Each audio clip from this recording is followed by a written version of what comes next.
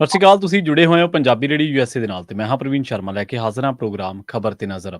ਖਬਰ ਤੇ ਨਜ਼ਰ ਪ੍ਰੋਗਰਾਮ ਦੇ ਵਿੱਚ ਕਈ ਅਹਿਮ ਤੇ ਕਈ ਖਾਸ ਖਬਰਾਂ ਨੂੰ ਲੈ ਕੇ ਚਰਚਾ ਕਰਨ ਦੇ ਲਈ ਜੁੜ ਚੁੱਕੇ ਨੇ ਮਿੰਟੂ ਗੁਰਸਰੀਆ ਜੀ। ਮਿੰਟੂ ਸਤਿ ਸ਼੍ਰੀ ਅਕਾਲ, ਸਵਾਗਤ ਹੈ ਜੀ ਪੰਜਾਬੀ ਰੇਡੀਓ ਯੂਐਸਏ ਤੇ।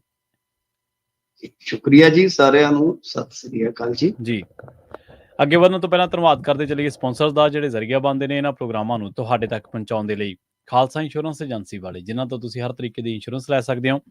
ਇੰਸ਼ੋਰੈਂਸ ਬਾਰੇ ਪਤਾ ਕਰਨ ਦੇ ਲਈ ਇਹਨਾਂ ਦਾ ਨੰਬਰ ਹੈ 408 272 2500। ਇਹ 1992 ਤੋਂ ਲਗਾਤਾਰ ਇੰਸ਼ੋਰੈਂਸ ਬਿਜ਼ਨਸ ਦੇ ਵਿੱਚ ਸ਼ਾਨਦਾਰ ਸੇਵਾਵਾਂ ਦੇ ਰਹੇ ਨੇ ਤੇ ਅਮਰੀਕਾ ਭਰ ਦੇ ਵਿੱਚ ਇੰਸ਼ੋਰੈਂਸ ਕਰਦੇ ਨੇ।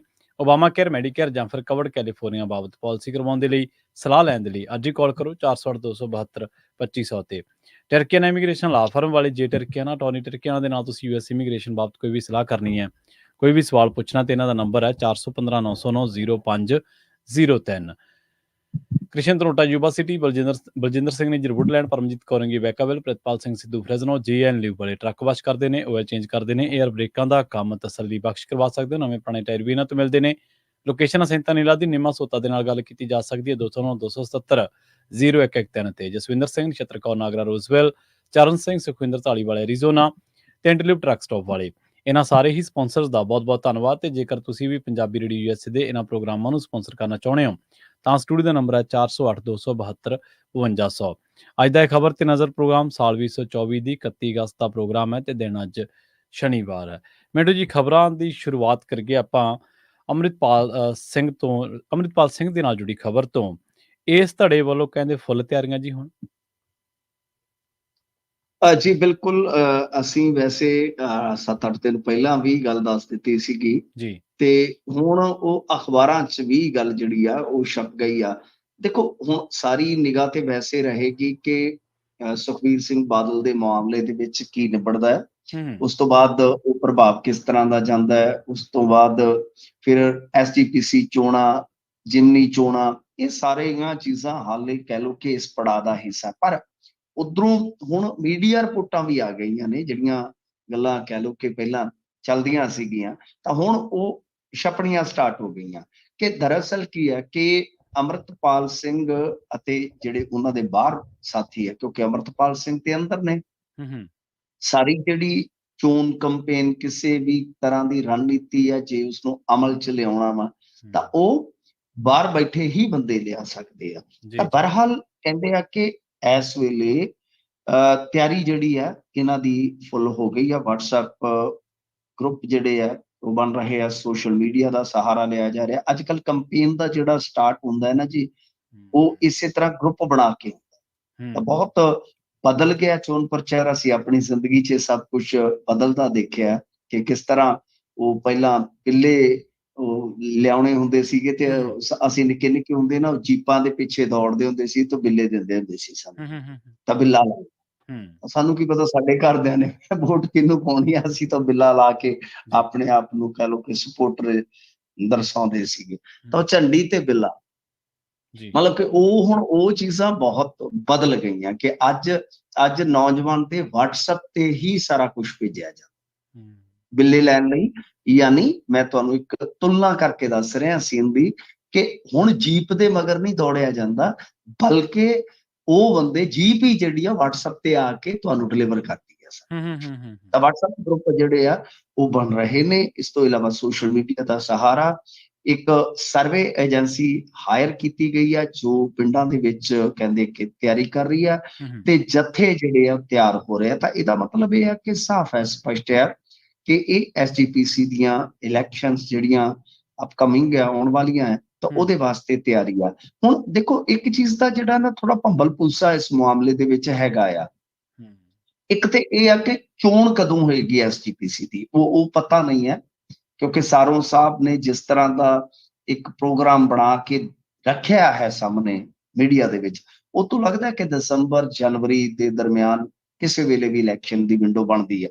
ਪਰ ਇਹ ਤੋਂ ਇਲਾਵਾ ਇੱਕ ਚੀਜ਼ ਤੁਸੀਂ ਦੇਖੋਗੇ ਤਾਂ ਜ਼ਿਮਨੀ ਚੋਣ ਨੂੰ ਲੈ ਕੇ ਹਾਲੇ ਵੀ ਇਸ ਧੜਾ ਜਾਂ ਇਹਨੂੰ ਵਾਰਸ ਜਥੇਬੰਦੀ, ਵਾਰਸ ਪੰਜਾਬ ਦੇ ਜਥੇਬੰਦੀ ਕਹਿ ਲਓ ਜਾਂ ਅੰਮ੍ਰਿਤਪਾਲ ਸਿੰਘ ਦਾ ਧੜਾ ਕਹਿ ਲਓ ਜਾਂ ਡਿਬਰੂਗੜ੍ਹ ਦੇ ਵਿੱਚ ਜੋ ਨਜ਼ਰਬੰਦ ਨੇ ਉਹਨਾਂ ਦੀ ਪੰਥਕ ਰਾਜਨੀਤੀ ਕਹਿ ਲਓ, ਤਾਂ ਇਹਦੇ ਵਿੱਚ ਇੱਕ ਚੀਜ਼ ਦੀ ਕਿਤੇ ਨਾ ਕਿਤੇ ਹਾਲੇ ਵੀ ਅਸਪਸ਼ਟਤਾ ਹੈ ਜਿਹੜੀ ਕਿ ਕਨਫਰਮ ਕੋਈ ਨਹੀਂ ਕਰ ਰਿਹਾ। ਸ਼ਾਇਦ ਆਉਣ ਵਾਲੇ ਦਿਨਾਂ 'ਚ ਹੋਏਗਾ ਕਿ ਕੀ ਜ਼ਿਮਨੀ ਚੋਣਾਂ ਲੜੀਆਂ ਜਾ ਰਹੀਆਂ ਨੇ। ਹੂੰ, ਹੂੰ, ਮਤਲਬ ਅਮਰਤਪਾਲ ਸਿੰਘ ਜਾਂ ਸਰਬਜੀਤ ਸਿੰਘ ਖਾਲਸਾ, ਹੂੰ, ਹੂੰ, ਇਹਨਾਂ ਦੇ ਜਿਹੜੇ ਸਾਥੀ ਆ, ਉਹ ਇੱਕ ਤਰ੍ਹਾਂ ਨਾਲ ਕਹਿ ਲਓ ਕਿ ਉਹ ਇਸੇ ਲੀਹ ਤੇ ਚੱਲ ਰਹੇ ਆ ਕਿ ਅਸੀਂ ਇੱਕ ਪਾਰਟੀ, ਇੱਕ ਧਿਰ ਬਣ ਕੇ ਹੀ ਰਾਜਨੀਤੀ ਕਰਨੀ ਆ। ਠੀਕ ਹੈ ਉਹ ਜੀ। ਅਫੀਸ਼ੀਅਲੀ ਕਦੋਂ ਐਲਾਨ ਹੁੰਦਾ ਹੈ ਜਾਂ ਵਾਰਸ ਪੰਜਾਬ ਦੇ ਜਥੇਬੰਦੀ ਨੂੰ ਹੀ ਇੱਕ ਸਿਆਸੀ ਤਨਜ਼ੀਮ 'ਚ ਢਾਲ ਕੇ ਪੇਸ਼ ਕੀਤਾ ਜਾਂਦਾ, ਜੋ ਮੇਨ ਸਟ੍ਰੀਮ ਦੇ ਇਲੈਕਸ਼ਨ ਵੀ ਸ਼ਾਇਦ ਲੜਦੀ ਨਜ਼ਰ ਆਵੇ, ਉਹ ਗੱਲਾਂ ਬਾਅਦ ਦੀਆਂ ਨੇ। ਹੂੰ, ਬਟ ਇੱਥੇ ਕੀ ਆ ਕਿ ਹੁਣ ਕੁਝ ਜਿਹੜੇ ਪੋਲੀਟੀਸ਼ੀਅਨ ਨੇ, ਉਹ ਕੈਲਕੂਲੇਸ਼ਨ ਕਰਦੇ ਨੇ ਕਿ ਯਾਰ ਇਸ ਇਲੈਕਸ਼ਨ 'ਚ ਉਹਨਾਂ ਦਾ ਵੋਟ ਸ਼ੇਅਰ ਕੀ ਹੋ ਸਕਦਾ। ਹੂੰ, ਹੂੰ, ਹੂੰ, ਤੇ ਦੂਸਰੇ ਪਾਸੇ ਗੱਲ ਇਹ ਆ ਕਿ ਜਿੱਦਾਂ ਹੁਣ ਦਲਜੀਤ ਸਿੰਘ ਕਲਸੀ ਆ, ਉਹ ਡੇਰਾ ਬਾਬਾ ਨਾਨਕ ਤੋਂ ਆਪਣੇ ਆਪ ਨੂੰ ਉਮੀਦਵਾਰ ਐਲਾਨ ਚੁੱਕਾ ਹੈ। ਹੂੰ, ਇਸ ਤੋਂ ਇਲਾਵਾ ਕੁਲਵੰਤ ਸਿੰਘ ਰਾਉਕੇ ਬਰਨਾਲੇ ਤੋਂ, ਹੂੰ, ਤੇ ਵਿੱਚੋਂ ਮਤਲਬ ਕਿ ਭਗਵੰਤ ਸਿੰਘ ਉਰਫ ਪ੍ਰਧਾਨ ਮੰਤਰੀ ਦਾ ਐਲਾਨ ਹੋਇਆ ਸੀ ਗਿੱਦੜਬਾਹਾ ਤੋਂ। ਹੂੰ, ਯਾਨੀ ਆਫੀਸ਼ੀਅਲੀ ਇਹ ਸਪਸ਼ਟ ਨਹੀਂ ਹੋ ਰਿਹਾ ਹੂੰ, ਕਿਸੇ ਵੀ ਜਿਹੜਾ ਕੋਈ ਬੰਦਾ ਜ਼ਿੰਮੇਵਾਰ ਬੰਦਾ ਹੈ ਇਸ ਧਿਰ ਵੱਲੋਂ ਕਿ ਕੀ ਸਰਬਜੀਤ ਸਿੰਘ ਖਾਲਸਾ, ਕਿਉਂਕਿ ਉਹ ਵੀ ਫਰੀਦਕੋਟ ਤੋਂ ਨੇ ਤੇ ਉਹਨਾਂ ਦੇ ਹਲਕੇ 'ਚ ਹੀ ਇੱਕ ਤਰ੍ਹਾਂ ਨਾਲ ਕਹਿ ਲਓ ਕਿ ਜ਼ਿਮਨੀ ਚੋਣ ਆ, ਤਾਂ ਮਤਲਬ ਕਿ ਇਹ ਪੱਤੇ ਹਾਲੇ ਨਹੀਂ ਖੁੱਲ ਰਹੇ ਕਿ ਜ਼ਿਮਨੀ ਚੋਣ ਖੁੱਲ ਕੇ ਲੜੀ ਜਾਏਗੀ ਜਾਂ ਕਹਿ ਲਓ ਕਿ ਇਹਦੇ ਤੇ ਕਿਤੇ ਨਾ ਕਿਤੇ ਮਤਭੇਦ ਆ। ਕਿਉਂਕਿ ਜੇ ਆਪਾਂ ਇੱਥੇ ਜਿੰਨੀ ਵੀ ਕੰਪੇਨ ਖਡੂਰ ਸਾਹਿਬ ਵਾਲੀ ਵੇਖੀ ਹੈ ਜਾਂ ਹਾਂਜੀ, ਹਾਂਜੀ। ਐਸਜੀਪੀਸੀ ਦੀ ਤਿਆਰੀ 'ਚ ਆਪਾਂ ਦੇਖ ਰਹੇ ਹਾਂ, ਹੂੰ, ਹੂੰ, ਤਾਂ ਹੂੰ, ਇੱਥੇ ਪੱਤੇ ਖੁੱਲ ਜਾਂਦੇ ਨੇ। ਪਰ ਹੂੰ, ਜ਼ਿਮਨੀ ਚੋਣ ਦੇ ਮਾਮਲੇ ਦੇ ਵਿੱਚ ਹਾਲੇ ਖੁੱਲ ਕੇ ਕੋਈ ਸਟੇਟਮੈਂਟ ਇਧਰੋਂ ਆਈ ਨਹੀਂ, ਨਾ ਤੇ ਸਰਦਾਰ ਤਰਸੇਮ ਸਿੰਘ ਦੀ ਆਈ ਆ, ਨਾ ਹੋਰ ਜਿਹੜੇ ਇਹਨਾਂ ਦੇ ਮੁਤਬਰ ਜ਼ਿੰਮੇਵਾਰ ਵਿਅਕਤੀ ਆ ਉਹਨਾਂ ਵੱਲੋਂ ਕਿਸੇ ਦੀ ਕੋਈ ਆਫੀਸ਼ੀਅਲੀ ਸਟੇਟਮੈਂਟ ਆਈ ਹੈ। ਤਾਂ ਇਹ ਇੱਕ ਤਰ੍ਹਾਂ ਨਾਲ ਕਹਿ ਲਓ ਕਿ ਥੋੜੀ ਅਸਪਸ਼ਟਤਾ ਹੈ ਕਿ ਕੀ ਉਹ ਇਹ ਜਿਹੜੀਆਂ ਜ਼ਿਮਨੀ ਚੋਣਾਂ ਸਾਰੀਆਂ ਲੜੀਆਂ ਜਾਣਗੀਆਂ। ਜੇ ਲੜੀਆਂ ਜਾਣਗੀਆਂ ਤਾਂ ਕੀ ਇਹ ਸਮੂਹਿਕ ਤੌਰ ਤੇ ਇੱਕ ਸਪੋਰਟਿਵ ਰੋਲ ਦੇ ਵਿੱਚ ਲੜੀਆਂ ਜਾਣਗੀਆਂ ਜਾਂ ਕਹਿ ਲਓ ਕਿ ਆਪੋ ਆਪਣੇ ਪੱਧਰ ਤੇ ਲੜੀਆਂ ਜਾਣ। ਜੀ, ਬਿਲਕੁਲ, ਬਿਲਕੁਲ। ਸੋ ਸਰਗਰਮੀਆਂ ਤਾਂ ਵਧੀਆ ਮਿੰਟੂ ਜੀ, ਦੇਖਦੇ ਹਾਂ ਕੀ ਸਰਗਰਮੀਆਂ ਜਿਹੜੇ ਲੋਕ ਸਭਾ ਦੇ ਚੋਣ ਦੇ ਨਤੀਜੇ ਨੇ, ਕੀ ਉਹਦੇ ਮੁਤਾਬਕ ਕੀ ਸਿੱਟੇ ਕੱਢ ਕੇ ਦਿੰਦੀਆਂ ਨੇ ਜਾਂ ਫਿਰ ਕੁਛ ਹੋਰ ਪਾਸੇ ਨੂੰ ਜਾਂਦੀ ਹੈ ਗੱਲ। ਲਾਰੈਂਸ ਦੀ ਇੰਟਰਵਿਊ ਮਾਮਲੇ ਦੀ ਗੱਲ ਕਰੀਏ, ਕਹਿੰਦੇ ਇਹਦੇ 'ਚ ਪੱਤਰਕਾਰ ਬਚ ਗਿਆ ਜੀ। ਹਾਂਜੀ, ਦੇਖੋ ਨਹੀਂ ਪੱਤਰਕਾਰ ਬਚ ਨਹੀਂ ਗਿਆ, ਉਹਨੂੰ ਇੰਟਰਮ ਰਿਲੀਫ ਕਹਿ ਸਕਦੇ ਹਾਂ। ਤਾਂ ਇਸ ਮਾਮਲੇ 'ਚ ਪੱਤਰਕਾਰ ਸੀਗਾ ਪਟਿਆਲ, ਜਗਵਿੰਦਰ ਪਟਿਆਲ। ਹੂੰ, ਹੂੰ, ਹੂੰ, ਹੂੰ, ਇਹ ਪੱਤਰਕਾਰ ਉਸ ਤੋਂ ਬਾਅਦ, ਉਸ ਇੰਟਰਵਿਊ ਤੋਂ ਬਾਅਦ ਸ਼ਿਫਟ ਵੀ ਹੋ ਗਿਆ ਸੀਗਾ। ਇਹਨੂੰ ਮਤਲਬ ਕਿ ਸ਼ਿਫਟ ਹੋਣਾ ਪਿਆ ਸੀ, ਉਹਦੇ ਅਲੱਗ ਤੋਂ ਕਾਰਨ ਹੈ, ਉਸੇ ਇੰਟਰਵਿਊ ਨਾਲ ਜੁੜੇ ਕਾਰਨ ਹੈ, ਤੁਸੀਂ ਸਮਝ ਸਕਦੇ ਹੋ। ਹੂੰ, ਹੂੰ, ਹੂੰ, ਤਾਂ ਗੱਲ ਇਹ ਹੈ ਕਿ ਇਸ ਮਾਮਲੇ ਦੇ ਵਿੱਚ ਹੋਇਆ ਕੀ ਸੀਗਾ ਕਿ ਹਾਈ ਕੋਰਟ ਨੇ ਹੁਕਮ ਦਿੱਤਾ ਸੀਗਾ ਕਿ ਪੱਤਰਕਾਰ ਤੇ ਵੀ ਐਫਆਈਆਰ ਦਰਜ ਹੋਣੀ ਚਾਹੀਦੀ ਆ। ਜੀ।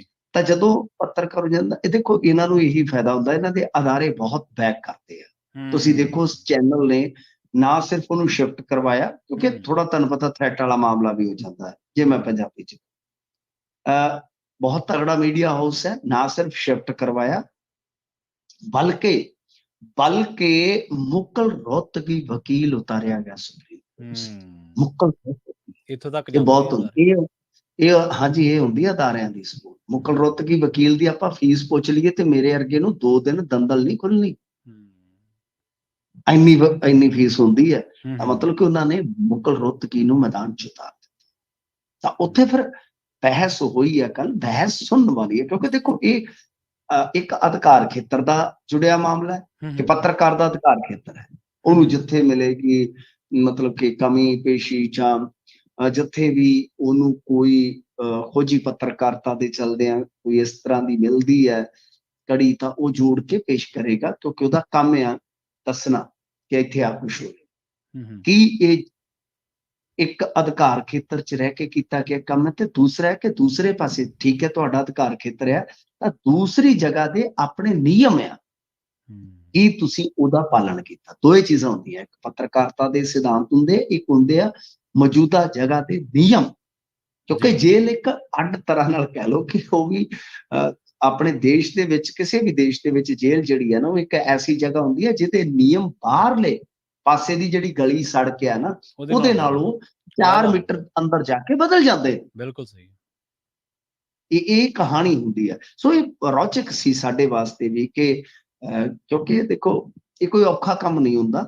ਤੁਸੀਂ ਵੀ ਰਿਕਾਰਡ ਕਰ ਸਕਦੇ ਹੋ, ਮੈਂ ਵੀ ਕਰ ਸਕਦਾ, ਕੋਈ ਵੱਡੀ ਗੱਲ ਨਹੀਂ ਹੈ, ਜੇਲ੍ਹ ਚੋਂ ਆਪਾਂ ਵੀ ਕਰ ਸਕਦੇ। ਪਰ ਇਹ ਵੇਖਣਾ ਸੀਗਾ ਕਿ ਕੀ ਇਹਦੇ ਵਿੱਚ ਕਾਨੂੰਨ ਜਿਹੜਾ ਹੈ ਕੋਈ ਰਿਆਇਤ ਦਿੰਦਾ ਅੱਜ ਕੱਲ, ਕਿਉਂਕਿ ਇਹ ਔਖਾ ਕਾਰਜ ਨਹੀਂ ਹੈ, ਤੁਸੀਂ ਇੱਥੇ ਬੈਠੇ ਵੀ ਰਿਕਾਰਡ ਕਰ ਸਕਦੇ ਹੋ। ਇਹ ਥੋੜਾ ਜਿਹਾ ਮਿਹਨਤ ਕਰਨ ਦਾ ਹੀ ਕੰਮ ਹੁੰਦਾ ਹੈ, ਬਾਕੀ ਕੋਈ ਵੱਡੀ ਗੱਲ ਨਹੀਂ ਹੈ। ਪਰ ਲਾਰੈਂਸ ਬਿਸ਼ਨੋਈ ਕਿਉਂਕਿ ਇੱਕ ਬਹੁਤ ਜ਼ਬਰਦਸਤ ਤਰੀਕੇ ਨਾਲ ਜਿਹੜਾ ਬੰਦਾ ਬਦਨਾਮ, ਜਿਹੜੇ ਬੰਦੇ ਦਾ ਖੌਫ, ਉਸ ਬੰਦੇ ਨੂੰ ਇੰਨਾ ਟਾਈਮ ਮਿਲਣਾ, ਖਾਸ ਤੌਰ ਤੇ ਖਰੜ ਦੇ CIA ਸਟਾਫ 'ਚ ਮਿਲ ਜਾਣਾ, ਜੇਲ੍ਹ 'ਚ ਮਿਲ ਜਾਣਾ, ਸਾਰੀਆਂ ਲਾਈਟਾਂ, ਕੈਮਰੇ ਜਾਂ ਕੁਝ ਵੀ ਮੋਬਾਈਲ ਆ, ਜਾਂ ਇੰਨਾ ਸਮਾਂ, ਤਾਂ ਉਹ ਮਾਮਲਾ ਬਹੁਤ ਜ਼ਿਆਦਾ ਕਹਿ ਲਓ ਕਿ ਧੂਲ ਫੜ ਗਿਆ। ਓਦਾਂ ਮੈਂ ਜਿਵੇਂ ਤੁਹਾਨੂੰ ਕਹਿ ਰਿਹਾ ਕਿ ਬੜੇ ਬੰਦਿਆਂ ਕੋਲ ਉੱਥੇ ਮੋਬਾਈਲ ਚੱਲਦੇ ਆ, ਤੁਸੀਂ ਕਹੋ ਕਿ ਯਾਰ 5-7 ਮਿੰਟ ਲਵਾ ਦੇ ਸਾਡੇ ਨਾਲ ਰੇਡੀਓ ਤੇ, ਕਦੇ ਪ੍ਰਵੀਨ ਸ਼ਰਮਾ ਨਾਲ ਵਿਖਾ ਦੇ ਮੁਖੜਾ ਆਪਦਾ, ਤਾਂ ਕਹੇਗਾ ਕਿ ਕੋਈ ਗੱਲ ਨਹੀਂ, ਕਿਤੇ ਸਾਈਡ ਤੇ ਹੋ ਕੇ ਦਾ ਮਾਰ ਲਾਂਗੇ, ਕੋਈ ਗੱਲ ਨਹੀਂ ਹੈ, ਦਿਖਾ ਦਿਆਂਗੇ ਤੁਹਾਨੂੰ ਰੌਣਕ ਮੇਲਾ। ਤਾਂ ਯਾਨੀ ਤੁਸੀਂ ਵੀ ਕਰ ਸਕਦੇ ਹੋ, ਮੈਂ ਵੀ ਕਰ ਸਕਦਾ, ਕੋਈ ਵੱਡੀ ਗੱਲ ਨਹੀਂ। ਪਰ ਕੀ ਉਹ ਮਤਲਬ ਕਿ ਜੋ ਚੀਜ਼ ਬਾਹਰ ਆਏਗੀ ਉਹਦੇ ਤੇ ਸਾਡੇ ਤੇ ਕੋਈ ਪ੍ਰਭਾਵ ਪੈਂਦਾ ਹੈ ਕਿ ਨਹੀਂ ਪੈਂਦਾ, ਸੋ ਇਸ ਲਿਹਾਜ਼ ਨਾਲ ਇਹ ਚੀਜ਼ ਦੇਖਣਾ ਸੀ। ਕਿਉਂਕਿ ਮਾਮਲਾ ਤੇ ਇੱਕੋ ਜਿਹਾ ਨਾ ਕਿ ਨਿਯਮ ਉੱਥੇ ਇੱਕੋ ਜਿਹੇ ਹੋ ਜਾਣਗੇ। ਹਾਂ, ਕੋਈ ਕੇਸ ਜਾਂ ਕੋਈ ਅਪਰਾਧੀ ਉਹ ਹਾਈ ਪ੍ਰੋਫਾਈਲ ਹੋ ਸਕਦਾ, ਕੋਈ ਲੋ ਪ੍ਰੋਫਾਈਲ ਹੋ ਸਕਦਾ। ਤਾਂ ਇੱਥੇ ਕੋਰਟ ਦੀ ਜਿਹੜੀ ਮੁੱਢਲੀ ਕਹਿ ਲਓ ਕਿ ਮੌਖਿਕ ਟਿੱਪਣੀ ਸੀ, ਮੈਂ ਇਸ ਨੂੰ ਦੇਖ ਰਿਹਾ ਸੀਗਾ, ਉਹਨਾਂ ਨੇ ਬੜੀ ਦਿਲਚਸਪ ਟਿੱਪਣੀ ਕੀਤੀ। ਉਹਨਾਂ ਕਿਹਾ ਕਿ ਠੀਕ ਆ, ਪਰ ਗੱਲ ਇਹ ਆ ਕਿ ਜੇਲ੍ਹ ਦੇ ਨਿਯਮਾਂ ਦੀ ਉਲੰਘਣਾ ਹੋਈ ਹੈ। ਜੋ ਤੁਸੀਂ ਕਹਿ ਰਹੇ ਹੋ ਰੋਹਤਗੀ ਸਾਹਿਬ ਕਿ ਪੱਤਰਕਾਰ ਦਾ ਕੰਮ ਹੈ ਇਹਨਾਂ ਸਾਰੀਆਂ ਚੀਜ਼ਾਂ ਨੂੰ ਉਜਾਗਰ ਕਰਨਾ, ਪਰ ਜੇਲ੍ਹ ਦੇ ਨਿਯਮਾਂ ਦੀ ਉਲੰਘਣਾ ਹੋਈ ਹੈ। ਚਲੋ ਅਸੀਂ ਰਾਹਤ ਦੇ ਦਿੰਦੇ, ਇੰਟਰਮ ਰਾਹਤ ਹੈ, ਮਤਲਬ ਕਿ ਇੱਕ ਵਾਰੀ ਰੋਕ ਲੱਗ ਗਈ ਆ। ਪਰ ਜਿਸ ਤਰ੍ਹਾਂ ਆਬਜ਼ਰਵੇਸ਼ਨ ਹੈ ਸ਼ੁਰੂ ਦੇ ਵਿੱਚ ਸੁਪਰੀਮ ਕੋਰਟ ਦੀ ਕਿ ਭਾਈ ਜੇਲ੍ਹ ਦੇ ਨਿਯਮਾਂ ਦੀ ਤਾਂ ਉਲੰਘਣਾ ਹੈ ਨਾ, ਕਿ ਤੁਸੀਂ ਇਸ ਤਰ੍ਹਾਂ ਕੈਮਰੇ ਫਿੱਟ ਕਰਕੇ ਜੇਲ੍ਹ ਦੇ ਵਿੱਚ ਬੈਠੇ ਕਿਸੇ ਬੰਦੇ ਨੂੰ ਨਹੀਂ ਦਿਖਾ ਸਕਦੇ। ਆਹੀ ਆਬਜ਼ਰਵੇਸ਼ਨ ਆ ਰਹੀ ਹੈ ਜਿਹੜੀ ਮੇਰੇ ਸਮਝ ਦੇ ਵਿੱਚ ਆਈ ਆ। ਸੋ ਲਿਹਾਜ਼ਾ ਹੁਣ ਇਹ ਦੇਖਣਾ ਹੋਏਗਾ ਕਿ ਅੱਗੇ ਸੁਪਰੀਮ ਕੋਰਟ ਇਸ ਇੰਟਰਮ ਰਿਲੀਫ ਨੂੰ ਜਿਹੜੀ ਕਿ ਮਿਲੀ ਹੈ ਪੱਤਰਕਾਰ ਨੂੰ, ਤਾਂ ਕੀ ਉਸ ਨੂੰ ਕੰਟੀਨਿਊ ਕਰਦੀ ਹੈ, ਇਹ ਦੇਖਣ ਵਾਲੀ ਗੱਲ ਹੋਈ, ਜਾਂ ਇਸ ਨੂੰ ਪੱਕੇ ਤੌਰ ਤੇ ਬਦਲ ਦਿੰਦੀ ਹੈ। ਜੇ ਬਦਲ ਦਿੰਦੀ ਹੈ ਤਾਂ ਫਿਰ ਇਹਦਾ ਮਤਲਬ ਕਿ ਦੂਸਰਿਆਂ ਵਾਸਤੇ ਰਸਤੇ ਖੁੱਲ ਜਾਣਗੇ। ਮੈਂ ਜਿਹੜੀ ਗੱਲ ਕਰ ਰਿਹਾ ਤੁਹਾਨੂੰ ਮਿਸਾਲ ਦੇ ਕੇ, ਕਿ ਫਿਰ ਉਹਨਾਂ ਵਾਸਤੇ ਵੀ ਰਸਤੇ ਖੁੱਲਣਗੇ ਕਿ ਅਧਿਕਾਰ ਖੇਤਰ ਪੱਤਰਕਾਰ ਕੋਈ ਵੱਡਾ ਹੋਵੇ ਛੋਟਾ ਹੋਵੇ, ਅਦਾਰਾ ਕੋਈ ਨਿੱਕਾ ਹੋਵੇ ਵੱਡਾ ਹੋਵੇ, ਫਿਰ ਇੱਕੋ ਜਿਹਾ ਹੀ ਬਣ ਜਾਂਦਾ ਨਾ, ਕਿ ਅਸੀਂ ਵੀ ਕਹਿ ਸਕਦੇ ਹਾਂ ਕਿ ਅਸੀਂ ਵੀ ਬੈਰਕ ਦਾ ਵੇਖਣਾ ਸੀਗਾ ਕਿ ਉੱਥੇ ਸਾਰਾ ਢਮਢਮਾ ਠੀਕ ਹੈ ਕਿ ਨਹੀਂ। ਤਾਂ ਕਹਿਣ ਦਾ ਮਤਲਬ ਇਹ ਆ ਕਿ ਇਹ ਇੰਟਰਸਟਿੰਗ ਸੁਣਵਾਈ ਹੋ ਰਹੀ ਆ, ਜਿਹਦੇ ਵਿੱਚ ਫਿਲਹਾਲ ਪੱਤਰਕਾਰ ਨੂੰ ਰਾਹਤ ਹੈ, ਪੱਕੇ ਤੌਰ ਤੇ ਮਿਲਦੀ ਹੈ, ਜਾਂ ਕਹਿ ਲਓ ਕਿ ਅੱਗੇ ਜਾ ਕੇ ਇਹ ਸਾਰਾ ਕੁਝ ਬਦਲ ਜਾਂਦਾ। ਇਹ ਹੁਣ ਦੇਖਣ ਵਾਲੀ ਗੱਲ ਹੋਏਗੀ। JB ਪਾਰਦੀਵਾਲਾ, DY ਚੰਦਰਚੂੜ ਤੇ ਜਸਟਿਸ ਮਨੋਜ ਮਿਸ਼ਰਾ ਦੇ ਬੈਂਚ ਨੇ ਕਹਿ ਲਓ ਕਿ ਇਹ ਸ਼ਾਇਦ ਇੱਕ ਯੂਟਿਊਬਰ ਦੀ ਸੁਣਵਾਈ ਕੀਤੀ ਸੀਗੀ ਕੱਲ, ਤਾਂ ਇਸੇ ਤਰ੍ਹਾਂ ਦੀ ਇਹ ਵੀ ਕਹਿ ਲਓ ਕਿ ਸੁਣਵਾਈ ਜਿਹੜੀ ਸੀਗੀ ਉਹ ਚੀਫ ਜਸਟਿਸ DY ਚੰਦਰਚੂੜ ਦੀ ਅਗਵਾਈ ਦੇ ਵਿੱਚ 3 ਜੱਜਾਂ ਦੇ ਬੈਂਚ ਨੇ ਹੀ ਕੀਤੀ ਆ। ਸੋ ਦੇਖਦੇ ਆ ਅੱਗੇ ਕੀ ਬਣਦਾ ਹੈ ਜੀ। ਤੇ ਸਪੋਰਟਸ ਕੋਟੇ ਦੀ ਜਿਹੜੀ ਭਰਤੀ ਨਿਯਮ ਦੀ ਸੋਧ ਹੈ ਜਿਹੜੀ ਉਹ ਮਿੰਟੂ ਜੀ ਉਹ ਰੱਦ ਹੋ ਗਈ। ਦੇਖੋ, ਖੇਡਾਂ ਦੇ ਵਿੱਚ ਇੱਥੇ ਕਾਫੀ ਰਾਜਨੀਤੀ ਹੋ ਰਹੀ ਆ। ਇੱਕ ਐਸਾ ਮੁੱਖ ਮੰਤਰੀ ਸਾਨੂੰ ਮਿਲਿਆ ਜਿਹੜਾ ਵਾਕਿਆ ਖੇਡ ਪ੍ਰੇਮੀ ਆ, ਅਸਲ ਦੇ ਵਿੱਚ ਕਦੇ ਕਦੇ ਖੇਡ ਵੀ ਲੈਂਦਾ, ਉਹ ਥੋੜਾ ਬਹੁਤਾ ਖੇਡ ਲੈਂਦਾ, ਜ਼ਿਆਦਾ ਵੱਡਾ ਕੋਈ ਖਿਡਾਰੀ ਨਹੀਂ ਹੈ। ਤਾਂ ਯਾਨੀ ਉਧਰੋਂ ਮਤਲਬ ਕਿ ਆਪਾਂ ਮੀਤ ਹੇਅਰ ਨੂੰ ਦੇਖਿਆ ਲੰਬੇ ਸਮੇਂ, ਉਹ ਖਿਡਾਰੀ ਵੀ ਰਿਹਾ। ਤਾਂ ਐਸਾ ਲੱਗਿਆ ਕਿ ਖੇਡਾਂ ਦੇ ਦਿਨ ਬਦਲਣ ਵਾਲੇ ਆ, ਤੇ ਜਿਸ ਤਰ੍ਹਾਂ ਮਾਨ ਸਾਹਿਬ ਫੋਨ ਕਰਦੇ ਆ, ਹਰਮਨ ਨੂੰ ਸਮਝਾਉਂਦੇ ਆ ਕਿ ਇਧਰੋਂ ਏਦਾਂ ਲੱਗਦਾ ਕਿ ਯਾਰ ਮਤਲਬ ਕਿ ਚੱਤੇ ਪੈਰ ਮਾਨ ਸਾਹਿਬ ਜਿਹੜੇ ਆ ਉਹ TV 'ਚ ਵੜੇ ਰਹਿੰਦੇ ਆ ਵੀ ਹਾਕੀ ਜਾਂ ਦੂਜੀਆਂ ਗੇਮਾਂ ਜਿਹੜੀਆਂ ਅਸੀਂ ਪਛੜ ਨਾ ਜਾਈਏ। ਪਰ ਦਰ ਹਕੀਕਤ ਕੁਛ ਹੋਰ ਹੁੰਦੀ ਆ ਖੇਡਾਂ ਦੇ ਮਾਮਲੇ ਦੇ ਵਿੱਚ। ਜੋ ਠੀਕ ਹੈ, ਸਾਨੂੰ ਸਫਲਤਾ ਮਿਲਦੀ ਹੈ ਤਾਂ ਅਸੀਂ ਤਾਂ ਬੜਾ ਖੁਸ਼ ਹੁੰਦੇ ਹਾਂ, ਪਰ ਬਹੁਤ ਸਾਰੀਆਂ ਚੀਜ਼ਾਂ ਇੱਥੇ ਨਾਲ ਚੱਲਦੀਆਂ। ਦਰਅਸਲ ਵੈਸੇ ਜਿਹੜੀ ਇਹ ਹਾਈ ਕੋਰਟ ਨੇ ਰੱਦ ਕੀਤੀ ਆ ਤਰਮੀਮ, ਇਹ ਕੋਈ ਇਹਨਾਂ ਦੇ ਕੀਤੇ ਹੋਏ ਕਰਮ ਨਹੀਂ ਹੈਗੇ। ਇਹ 2020 ਦੇ ਵਿੱਚ ਸੋਧ ਲਿਆਂਦੀ ਸੀ ਕਿ ਜਿਹਦੇ ਵਿੱਚ ਇਹਨਾਂ ਨੇ ਕਿਹਾ ਕਿ ਬਈ ਜਿਹੜਾ ਕੋਈ ਸੀਨੀਅਰ ਕੌਮੀ ਚੈਂਪੀਅਨਸ਼ਿਪ ਜਿੱਤਦਾ ਉਹਨੂੰ ਹੀ A ਤੇ B ਜਿਹੜੀ ਕਲਾਸ ਹੈ ਨੌਕਰੀ, ਸਪੋਰਟਸ ਕੋਟੇ ਦੀ ਰਿਜ਼ਰਵ ਕੋਟਾ ਹੁੰਦਾ ਜਿਹੜਾ, ਕਿ ਉਹਦੇ ਵਿੱਚ ਜੋਬ ਮਿਲੇਗੀ। ਤਾਂ ਇਸ ਤੋਂ ਬਾਅਦ ਫਿਰ ਇਹ ਹਾਈ ਕੋਰਟ 'ਚ ਗਿਆ ਮਾਮਲਾ, ਹਾਈ ਕੋਰਟ ਨੇ ਇਸ ਨੂੰ ਰੱਦ ਕਰ ਦਿੱਤਾ ਕਿ ਐਸਾ ਨਹੀਂ ਹੈ। ਜਿਹੜੇ ਜੂਨੀਅਰ ਹੈ, ਸਬ ਜੂਨੀਅਰ ਹੈ, ਬਈ ਉਹਨਾਂ ਦੇ ਹੱਕ ਵੀ ਬਣਦੇ ਆ, ਕਿਉਂਕਿ ਉਹ ਵੀ ਆਪਣੇ ਵਰਗ ਦੇ ਵਿੱਚ ਕੰਪੀਟ ਕਰਕੇ ਜਾਂਦੇ ਆ ਨਾ ਉੱਥੋਂ ਤੱਕ। ਤਾਂ ਫਿਰ ਤੁਸੀਂ ਕਿਵੇਂ ਕਹਿ ਸਕਦੇ ਹੋ ਕਿ ਇਕੱਲੇ ਸੀਨੀਅਰ? ਮਤਲਬ ਕਿ ਇਸ ਤਰ੍ਹਾਂ ਦੀ ਇਹ ਤਰਮੀਮ ਸੀ। ਪਰ ਕਮਾਲ ਦੀ ਗੱਲ ਹੈ ਕਿ ਜਿਹੜੀ ਨਵੀਂ ਖੇਡ ਨੀਤੀ ਹੈ ਜਿਸ ਦਾ ਪ੍ਰਚਾਰ ਕੀਤਾ ਜਾ ਰਿਹਾ, ਉਹਦੇ ਵਿੱਚ ਵੀ ਸੇਮ ਪ੍ਰੋਵੀਜ਼ਨ, ਉਹਦੇ ਵਿੱਚ ਵੀ, ਕਿਉਂਕਿ ਮੈਂ ਇਸ ਦਾ ਕਾਫੀ ਕਰਦਾ ਰਹਿਣਾ ਜੀ, ਕਾਫੀ ਬੋਲਦਾ ਰਹਿਣਾ ਤੇ ਲੋਕਾਂ ਨੇ ਸੁਣਦਾ ਵੀ ਰਹਿਣਾ ਇਸ ਬਾਬਤ। ਬਹਾਦਰ ਪਾਠਕ ਨੂੰ ਜੋ 14 ਲੱਖ ਰੁਪਈਆ ਦਿੱਤਾ ਗਿਆ ਸੀਗਾ ਦੂਜਿਆਂ ਦੇ ਕਰੋੜ ਦੇ ਮੁਕਾਬਲੇ, ਉਹ ਮੈਂ ਹੀ ਸੀਗਾ ਪੰਜਾਬ 'ਚ ਜਿਹੜਾ ਬੰਦਾ ਬੋਲਿਆ ਉਹਦੇ ਹੱਕ 'ਚ। ਤੇ ਅੱਜ ਤੁਸੀਂ ਦੇਖੋ ਅੱਜ ਕੌਣ ਹੈ ਏਸ਼ੀਅਨ ਚੈਂਪੀਅਨਸ ਵਾਸਤੇ ਜਿਹੜੀ ਟੀਮ ਚੁਣੀ ਗਈ, ਉਹਦਾ ਨੰਬਰ 1 ਗੋਲਕੀਪਰ ਕੌਣ ਚੁਣਿਆ ਗਿਆ? ਬਹਾਦਰ ਪਾਠਕ। ਜੀ ਮੇਰਾ ਆਹੀ ਕੰਸਰਨ ਸੀਗਾ ਸਾਹਿਬ ਕਿ ਜਿਹੜਾ ਬੰਦਾ ਸ਼੍ਰੀ ਜੇਸ਼ ਦੇ ਬਰੋਬਰ ਹੈ, ਜਿਹੜਾ ਬੰਦਾ ਬੇਸ਼ੱਕ ਬੈਂਚ ਤੇ ਬੈਠਾ ਹੈ, ਉਡੀਕ ਕਰ ਰਿਹਾ ਆਪਣੀ ਕਿਸਮਤ ਦੀ ਕਿ ਕਿਤੇ ਸ਼੍ਰੀ ਜੇਸ਼ 5 ਮਿੰਟ ਲਈ ਬਾਹਰ ਆਵੇ, ਮੈਂ ਅੰਦਰ ਜਾਵਾਂ ਤੇ ਮੈਂ ਵੀ ਹੱਕਦਾਰ ਹੋ ਜਾਵਾਂ ਤਮਾਮ ਸਹੂਲਤਾਂ ਦਾ ਜੋ ਸ਼੍ਰੀ ਜੇਸ਼ ਨੂੰ ਮਿਲੇ। ਸਹੀ ਸੀ, ਬਿਲਕੁਲ ਜਾਂ ਉਹਨੂੰ। ਸੋ ਆਹ ਚੀਜ਼ਾਂ ਹੁੰਦੀਆਂ ਨੇ ਜਿਹੜੀਆਂ ਚੀਜ਼ਾਂ ਆਪਾਂ, ਇੱਕ ਤੇ ਸਾਡਾ ਫਰਜ਼ ਹੈ, ਚਲੋ ਇਹਨਾਂ ਨੇ ਦੂਰ ਕਰਨੀਆਂ ਨਹੀਂ ਕਰਨੀਆਂ। ਹੋਰ ਚੀਜ਼ ਦੱਸ ਦੇਣਾ ਤੁਹਾਨੂੰ, ਬੰਗਲੌਰ ਦੇ ਵਿੱਚ ਕਹਿ ਲਓ ਕਿ ਐਥਲੈਟਿਕਸ ਚੈਂਪੀਅਨਸ਼ਿਪ ਆ ਜਿਹੜੀ ਇੱਥੇ ਹੋਈ ਆ, ਸਾਡੀ ਸਟੇਟ ਦੀ ਹੋਈ ਆ, ਉਹਦੇ ਵਿੱਚ ਵੀ ਖਰਚਾ ਏਦਾਂ ਹੀ ਕਮੇਟੀਆਂ ਨੇ ਕੀਤਾ ਹੈ।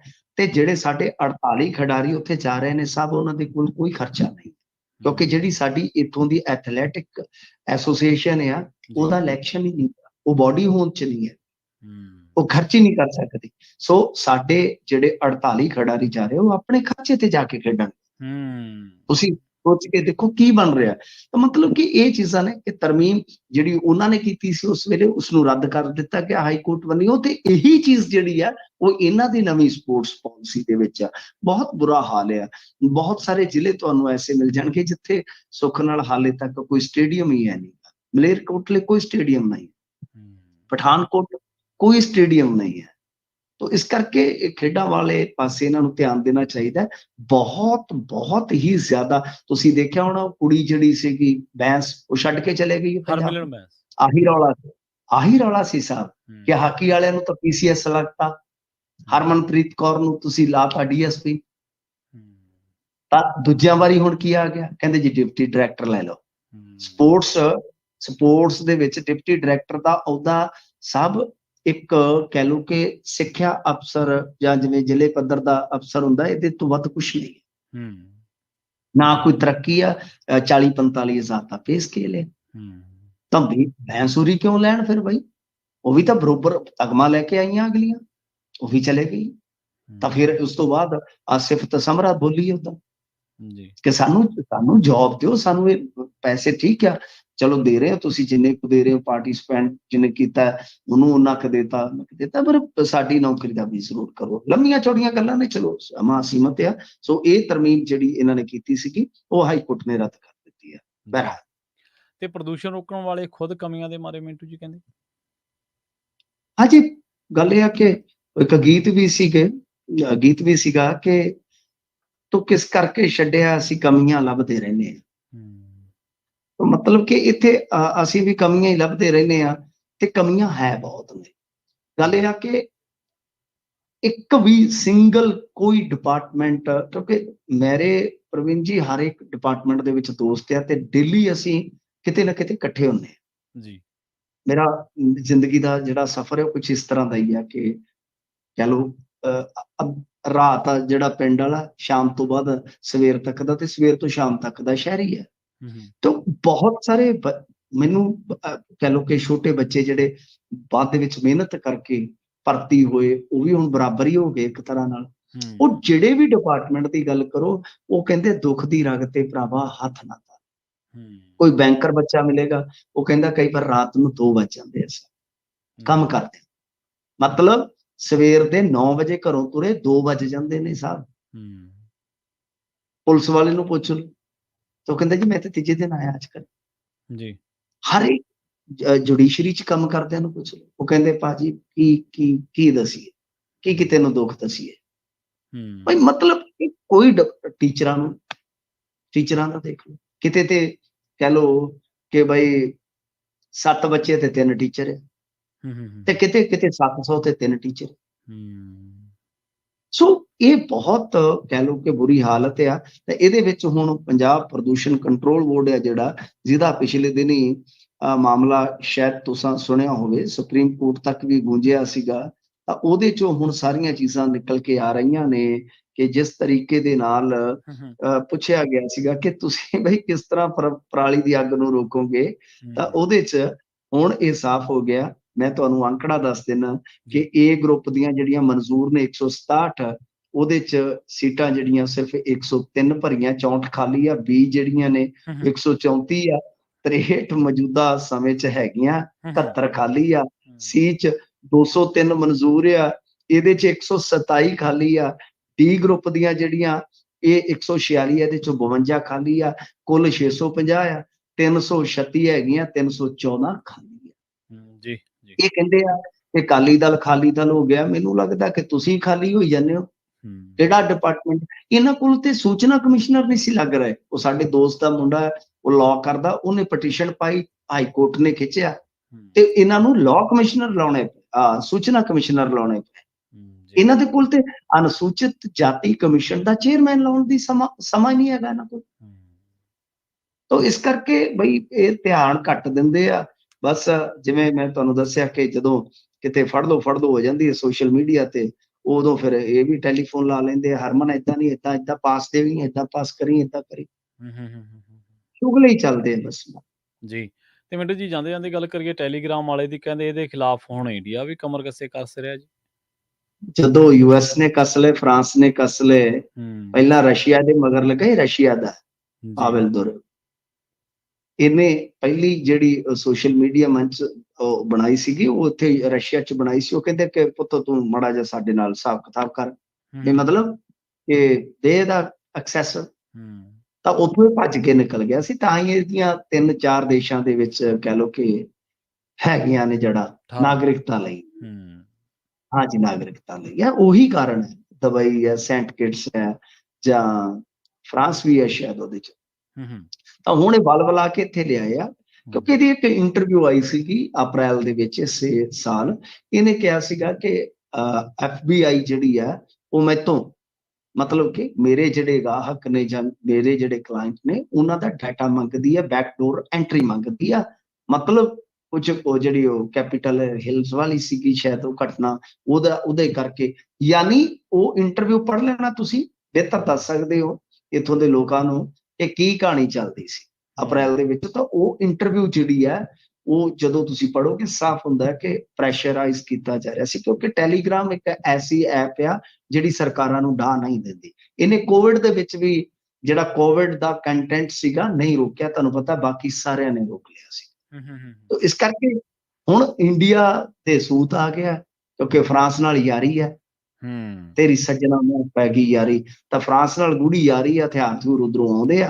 ਹੁਣ ਇਹ ਕਹਿੰਦੇ ਆ ਕਿ ਅਸੀਂ ਜਾਂਚ ਕਰਾਂਗੇ। ਉਹ ਜਿਹੜਾ ਨੀਟ ਵਾਲਾ ਪੇਪਰ ਲੀਕ ਹੋਇਆ ਸੀ ਨਾ, ਉਹ ਕਹਿੰਦੇ ਉਹਦੇ 'ਚ ਵੀ ਟੈਲੀਗ੍ਰਾਮ ਵਾਲਿਆਂ ਦਾ ਚੱਕਰ ਸੀ। ਹਾਲਾਂਕਿ ਮਸਲਾ ਇਹੀ ਆ ਕਿ ਇਹ ਐਂਡ ਟੂ ਐਂਡ ਇਨਕ੍ਰਿਪਟਡ ਜਿਹੜੀ ਚੀਜ਼ ਆ ਨਾ, ਉਹਨੂੰ ਖੋਲ੍ਹਣ ਨਹੀਂ ਦੇ। ਬਸ ਆਹੀ ਕੁੰਡੀ ਆ ਕਿ ਬਾਈ ਇਹ ਕਹਿੰਦੇ ਆ ਕਿ ਕਬੂਤਰ ਦੇ ਜਿਹੜਾ ਗਲ ਦੇ ਵਿੱਚ ਕਿਸੇ ਨੇ ਮੈਸੇਜ ਪਾ ਕੇ ਭੇਜਿਆ, ਅਭਿਮੰਤਰ ਕਹਿ ਦਿੰਦੇ ਹੁੰਦੇ ਸੀਗੇ, ਉਹ ਕੀਤਾ ਕਿ ਉਹ ਕੋਈ ਰਾਹ 'ਚ ਨਹੀਂ ਖੋਲ ਸਕਦਾ, ਉਹ ਦੂਸਰਾ ਹੀ ਖੋਲੇਗਾ, ਉਹ ਕਿਉਂਕਿ ਉਹ ਮੰਤਰ ਜਾਣਦਾ। ਤਾਂ ਉਹ ਇਹ ਕਹਿੰਦੇ ਨੇ ਕਿ ਨਹੀਂ, ਉਹ ਕਬੂਤਰ ਨੂੰ ਅਸੀਂ ਰਾਹ ਦੇ ਵਿੱਚ ਖਿਲਾਰ ਕੇ ਤੇ ਉਹ ਥੋੜਾ ਜਿਹਾ ਖੋਲ ਕੇ ਦੇਖਣਾ। ਸੋ ਇਹ ਕਹਾਣੀ ਹੈ ਜਿਹਦੇ ਵਿੱਚ ਹੁਣ ਇੰਡੀਆ ਵੀ ਐਂਟਰੀ ਮਾਰ ਕਹਿੰਦੇ ਕਿ ਅਸੀਂ ਵੀ ਜਾਂਚ ਪੜਤਾਲ ਕਰਵਾਵਾਂਗੇ। ਤੁਸੀਂ ਜਿਵੇਂ ਗੱਲ ਕੀਤੀ ਨਾ ਇੰਡੀਆ ਵਾਲਿਆਂ ਦੀ, ਤੇ ਤਾਂ ਤੁਹਾਨੂੰ ਯਾਦ ਹੋਣਾ ਜਦੋਂ ਕਿਸਾਨੀ ਅੰਦੋਲਨ ਸੀਗਾ ਤੇ ਉਹ ਦਿਸ਼ਾ ਰਵੀ ਕੁੜੀ ਹੈ, ਇਨਵਾਇਰਮੈਂਟਲ ਕਾਰਕੁਨ ਆ, ਉਹ ਵਾਤਾਵਰਨ ਕਾਰਕੁਨ ਹੈ, ਤੇ ਉਹਨੇ ਟੂਲ ਕਿੱਟ ਬਣਾਈ। ਕੋਈ ਇਹਨਾਂ ਨੇ ਰੌਲਾ ਪਾਤਾ ਮੀਡੀਆ ਦੇ ਵਿੱਚ, ਟੂਲ ਕਿੱਟ ਹੱਥ ਲੱਗ ਗਈ। ਉਹ ਜਦੋਂ ਪੁੱਛਿਆ ਵੀ ਟੂਲ ਕਿੱਟ 'ਚ ਹੈ ਕੀ, ਉਹ ਕਹਿੰਦੇ ਜੀ ਟੂਲ ਕਿੱਟ 'ਚ ਤਿਆਰੀ ਇਹ ਸੀਗਾ ਵੀ ਅੰਦੋਲਨ ਦੇ ਵਿੱਚ ਰੋਸ ਮੁਜ਼ਾਹਰਿਆਂ ਦੀ ਜਿਹੜੀ ਤਿਆਰੀ ਉਹ ਕਿਵੇਂ ਕਰਨੀ ਹੈ। ਸੋ ਇਹੋ ਜਿਹੀਆਂ ਹਾਸੋਹੀਣੀਆਂ ਚੀਜ਼ਾਂ ਵੀ ਆਪਾਂ ਵੇਖੀਆਂ ਇਸ ਸਿਸਟਮ ਦੇ ਵਿੱਚ। ਜੀ ਬਿਲਕੁਲ। ਨਹੀਂ, ਇਹ ਚਾਹੁੰਦੇ ਨੇ ਕਿ WhatsApp ਵਾਂਗੂ, Facebook ਵਾਂਗੂ ਦਰਬਾਰੀ ਬਣਾ ਲਈਏ ਸਾਰੇ। ਮੇਨ ਗੱਲ ਸਭ ਇਹੀ ਹੈ, ਇਹ ਇਕੱਲੇ ਇੰਡੀਆ ਵਾਲੇ ਨਹੀਂ, ਤੁਹਾਡੇ US ਵਾਲੇ ਇੰਟਰਵਿਊ ਕੱਢੋ, ਉਹਨਾਂ ਦਾ ਵੀ ਇਹੀ ਹਾਲ ਹੈ। ਉਹ ਵੀ ਚਾਹੁੰਦੇ ਆ ਕਿ ਲੋਕਾਂ ਦੀ ਪ੍ਰਾਈਵੇਸੀ ਜਿਹੜੀ ਹੈ ਚੈੱਕ ਕੀਤੀ ਜਾਵੇ। ਤਾਂ ਆਪਾਂ ਸਮਾਂ ਵੈਸੇ ਸਮਾਪਤੀ ਵਾਲਾ ਮਿੰਟੂ ਜੀ, ਪਰ ਆਪਾਂ 5-6 ਸਾਲ ਪਹਿਲਾਂ ਡਾਟੇ ਦੀਆਂ ਗੱਲਾਂ ਕਰਦੇ ਹੁੰਦੇ ਸੀ। ਅੱਜ ਏਜੰਸੀਆਂ ਆਪ ਹੀ ਦੱਸ ਰਹੀਆਂ, ਏਜੰਸੀਆਂ ਦੀਆਂ ਕਿਸੇ ਵੀ ਦੇਸ਼ ਦੀਆਂ ਹਾਂ ਦੇਖ ਸਾਰੀ ਦੁਨੀਆ ਦੇ ਵਿੱਚ ਜਿਹੜੀਆਂ ਉਹਨਾਂ ਦੀਆਂ ਪੈਰਵਾਈਆਂ ਨੇ ਜਾਂ ਮਗਰ ਲੱਗੇ ਨੇ ਜਿਹੜੇ ਲੋਕਾਂ ਦੇ, ਉਹ ਵੀ ਡਾਟਾ ਕਿੰਨਾ ਜ਼ਰੂਰੀ ਹੈ ਉਹਨਾਂ ਲਈ। ਹਾਂਜੀ, ਉਸ ਜੀ ਟਾਈਮ ਵੀ ਕਹਿੰਦੇ ਹੁੰਦੇ ਸੀ ਕਿ ਡਾਟਾ ਆਉਣ ਵਾਲੇ ਸਮੇਂ 'ਚ ਗੋਲਡ ਸਾਬਤ ਹੋਏਗਾ। ਹਾਂਜੀ ਤਾਂ ਹਾਂਜੀ। ਉਹੀ ਹੈ, ਅੱਜ ਲੋਕਾਂ ਦਾ ਡਾਟਾ ਦੇਖ ਲਓ ਕਿ ਸਿਆਸੀ ਹੂੰ ਜੀਵਨ ਤੈਅ ਕਰਦਾ ਹੈ। ਹੂੰ ਬੰਦੇ ਤੇ ਅੱਧ ਪੜ੍ਹੇ ਜੇ ਆ, ਪਰ ਹੂੰ। ਅੰਦਾਜ਼ੇ ਲਾ ਲਈਦੇ ਆ ਕਈ ਵਾਰ, ਕਈ ਜੀ ਸਾਲਾਂ ਪਹਿਲਾਂ ਦੇ ਲਾ ਲਈਦੇ। ਹਾਂਜੀ ਹਾਂਜੀ ਬਿਲਕੁਲ। ਮਿੰਟੂ ਜੀ, ਇਹਨਾਂ ਖਾਸ ਖਬਰਾਂ ਤੇ ਖਾਸ ਜਾਣਕਾਰੀਆਂ ਦੇ ਲਈ ਬਹੁਤ ਬਹੁਤ ਧੰਨਵਾਦ ਜੀ ਤੁਹਾਡਾ। ਧੰਨਵਾਦ। ਜੀ, ਪ੍ਰੋਗਰਾਮ ਖਬਰ ਤੇ ਨਜ਼ਰ ਨੂੰ ਆਪਾਂ ਇੱਥੇ ਹੀ ਸਮਾਪਤ ਕਰਾਂਗੇ। ਤੁਹਾਡਾ ਸਾਰਿਆਂ ਦਾ ਵੀ ਬਹੁਤ ਧੰਨਵਾਦ। ਪ੍ਰੋਗਰਾਮ ਦੇ ਵਿੱਚ ਇੱਕ ਜਾਣਕਾਰੀ ਜਿਹੜੀ ਤੁਹਾਡੇ ਸਾਰਿਆਂ ਨਾਲ ਸਾਂਝੀ ਕਰਦੇ ਚੱਲੀਏ ਕਿ ਆਉਂਦੇ ਸੋਮਵਾਰ ਤੋਂ ਇਹ ਪ੍ਰੋਗਰਾਮ ਆਪਣੇ ਪੁਰਾਣੇ ਟਾਈਮ ਤੇ ਜਿਹੜਾ ਉਹ ਬਹਾਲ ਹੋ ਜਾਊਗਾ। ਸਵੇਰ ਦੇ ਸਮੇਂ ਆਪਾਂ ਇਹਨੂੰ ਲਾਈਵ ਕਰਿਆ ਕਰਾਂਗੇ, ਖਬਰ ਤੇ ਨਜ਼ਰ ਪ੍ਰੋਗਰਾਮ ਨੂੰ, ਤੇ ਮਨਦੀਪ ਪੂਨੀਆ ਜੀ ਦੇ ਪ੍ਰੋਗਰਾਮਾਂ ਬਾਰੇ ਵੀ ਤੁਹਾਨੂੰ ਜਲਦ ਜਿਹੜੀ ਜਾਣਕਾਰੀ ਮੁਹੱਈਆ ਕਰਵਾਵਾਂਗੇ। ਉਹਨਾਂ ਪ੍ਰੋਗਰਾਮਾਂ ਦਾ ਸਮਾਂ ਸ਼ਾਇਦ ਦੁਪਹਿਰ ਨੂੰ ਚਲਾ ਜਾਊਗਾ। ਇਹ ਪ੍ਰੋਗਰਾਮ ਆਪਣੇ ਪੁਰਾਣੇ ਸਮੇਂ ਤੇ ਬਹਾਲ ਹੋ ਜਾਊਗਾ। ਬਹੁਤ ਬਹੁਤ ਧੰਨਵਾਦ। ਸਤਿ ਸ਼੍ਰੀ ਅਕਾਲ। ਜੁੜੇ ਰਹੋ ਪੰਜਾਬੀ ਰੇਡੀਓ USA ਦੇ।